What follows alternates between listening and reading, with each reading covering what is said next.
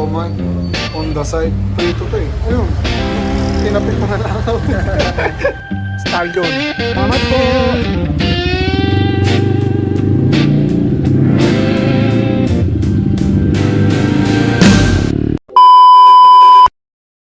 What is up mga babri? Today, meron tayong content. I know it's been a while.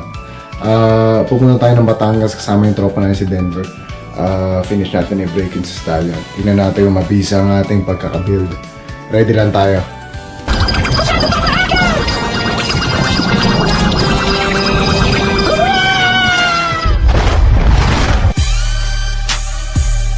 Okay mga babri, ready na tayo. Itong mga dadali natin.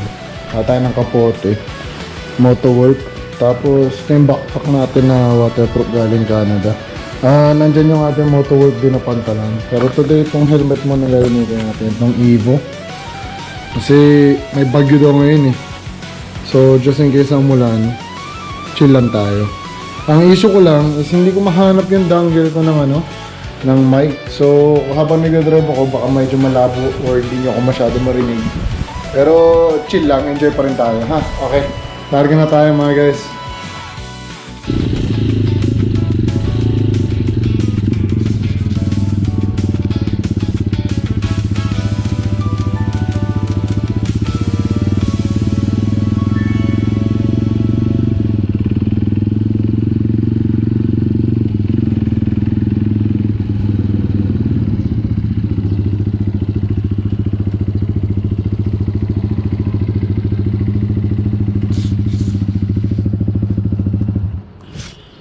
Napata si Denver mga babili.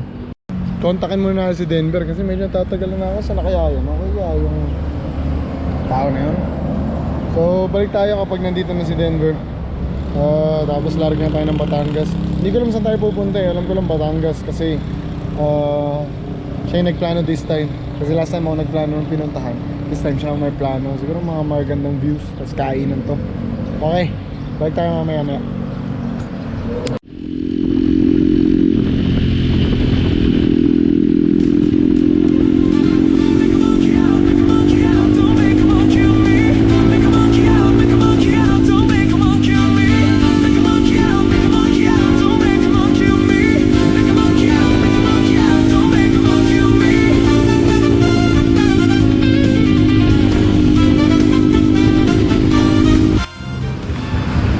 Nag-record naman. Pati ba yan? Tibay to ko.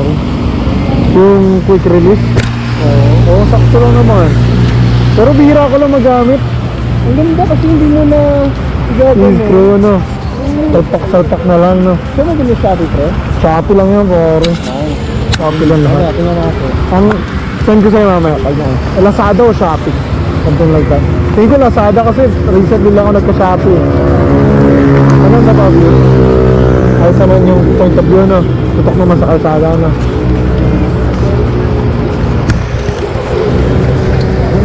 Ganun lang, no? Okay, tara.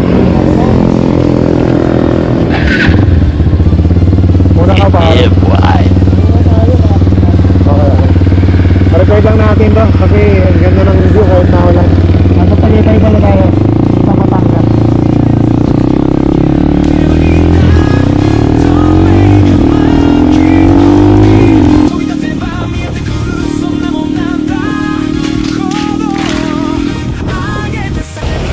Mga babili, touchdown tayo dito sa may Lomeo sa Batangas. Tropa na si Denver, paring Denver. Ayun no, Stallion. Siguro mga 100 plus na natakbo. Wala namang overheat. Kaso may bagyo. Napapalamig ng bagyo yung makina natin.